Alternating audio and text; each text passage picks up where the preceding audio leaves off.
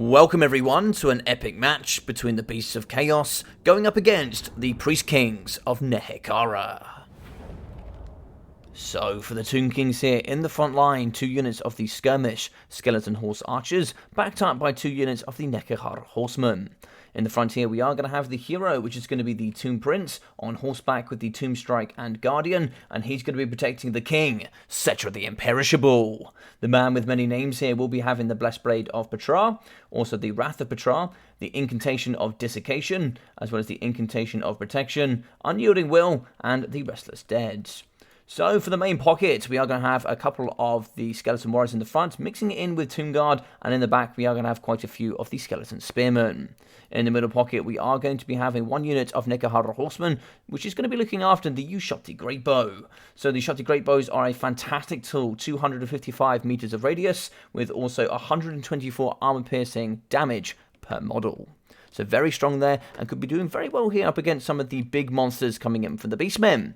But for the Beastmen, 5 units of the Ungor Spearheads in the middle, with 3 units of the Goreherds dotted in the front, supported by the triple Centaurs. Going to be very good, 93 speed, with good charge bonus as well. In the back, we are going to have the double Tuscle Chariots, very powerful anti-infantry and armor-piercing, and will do a great bit of damage here up against the Tomb Kings, if not dealt with. So in the front, some of the best named units in the entire Warhammer world, we are going to be having the Butchers of Kalkengard. Not only looking insane, sounding insane, but will perform insane as well. 110 armor-piercing weapon strength, as well as regeneration, silver shields, relatively average armor, but should perform very strong with good punch. Taurox the Brass Bull is going to be leading in the front line with Brass Body and Blood Beast. He's going to be supported by, of course, the bodyguard of the Gore Bull, and in the back we are going to have the hero on foot with the Bray Shaman of Wild. Here with just Traitorkin is still going to be excellent there on paying for himself. So we are going to charge into the front here. It looks like the War Boys of the Chaos charging up against the Skeleton Horse Archers. They're going to get some pretty good kite in the front. Don't really want to be shooting here up against the Butchers, but certainly want to shoot the Ungor Spearheads. Maybe even going after Goreherds here. These are going to be the ones without shields, so they're going to take quite a bit of damage. And it's like the Ushopti are going to be shooting in the front up against the Centaurs, and that's a pretty decent choice. Remove the mobility, and then you can certainly deal with this frontline infantry relatively easily. If you move the mobility, you still have the Ushopti Great Bow, 54 speed. They should be able to get around the map and kite and do some pretty good damage here up against Taurox and the crew, if given the opportunity. So smart here from Rusty. He's going to be moving into the back of the trees, trying to get a bit of extra protection, but of course here, we don't really want to let that happen coming in from Energized. He's going to be shooting in the front with the Skeleton Horse Archers, doing damage here up against the lightly armoured infantry, and they'll take some big damage on the way in.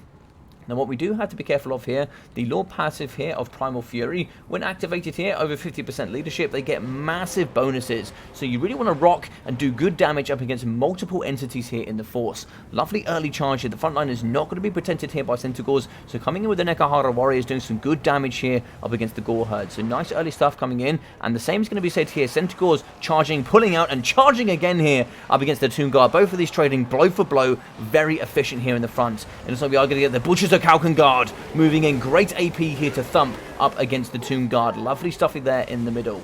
Tomb Prince is going to be rolling over here with Cetra. Cetra is going to be finding a good key target. Taurox is in with the Gore Bull. He's going to be having bodyguard in tow.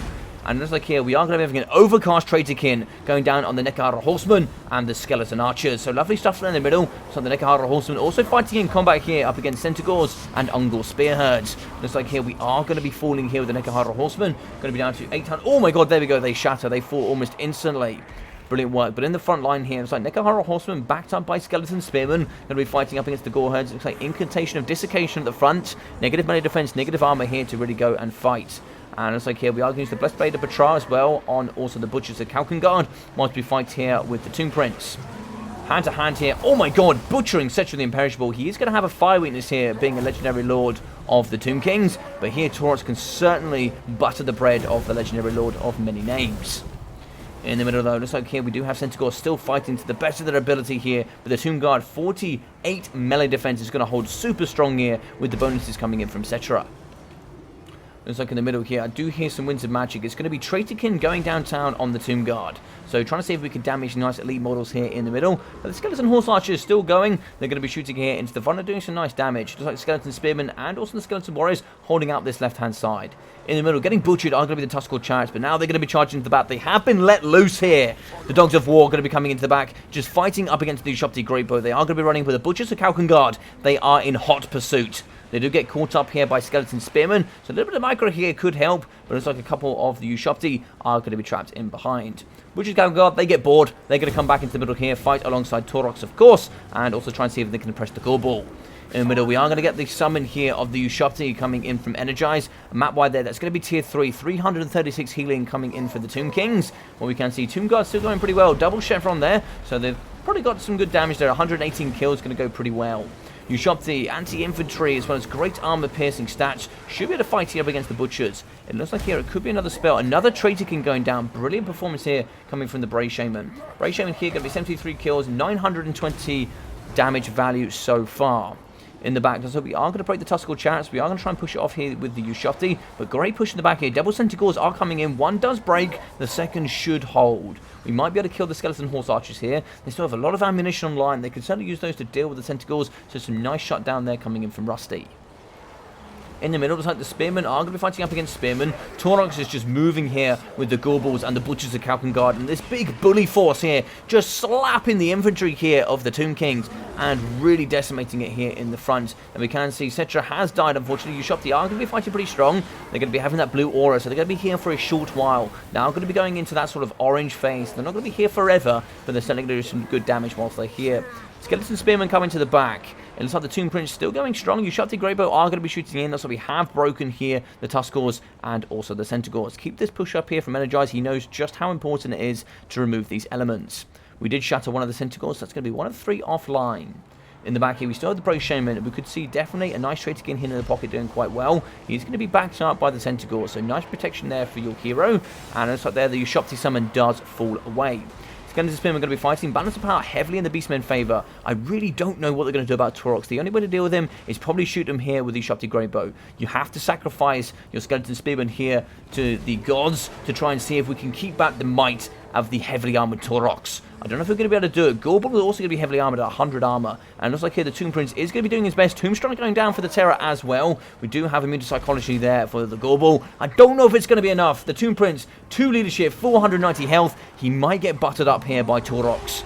Taurox has 500 armor-piercing weapon strength that can certainly carve through any lord or hero. And there we go. He falls to the might of the Brass Ball. We do cycle in here with the Tuskor Chariots, trying to see if we can cleave out the infantry and just remove it so Taurox can come in and do the big Brass Ball stuff. And so we do return with the second Tuskors. Looks like it wasn't quite pushed off here by the Nekahara Horsemen. A little bit unfortunate there. In the back, the Skeleton Horse Archers are on negative leadership, but they still have some good ammunition. They can certainly do a bit of kiting here, but there's pretty much not too much left to kite into. Butchers of Kalkan Guard could get shot here. They're going to be under 7 models, 1,000 health for them.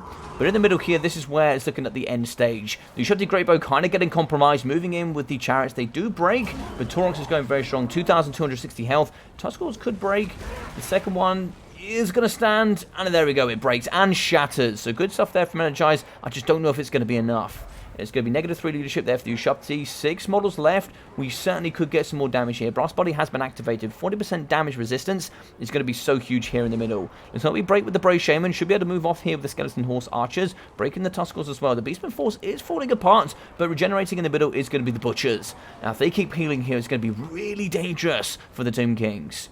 Wavering as well, the Tomb Kings are on the edge. Banners of Power is in grasp here of the Beastmen. If one big whack here on the Ushopti Greatbow, we do charge in with a final movement there with the Skeleton Horse Archers. I don't think it's going to be enough. We are going to be charging in. This will be do kill a model. And it looks like the Ushopti are going to be falling. We are literally teetering on. There we go. There it is. It is going to be army losses. GG's and well played for Rusty and the Beastmen. Great performance here coming out of the brand new player here for RTK. Just joined here up with the Short Beard League and is really, really performing here. Another phenomenal player in Energized.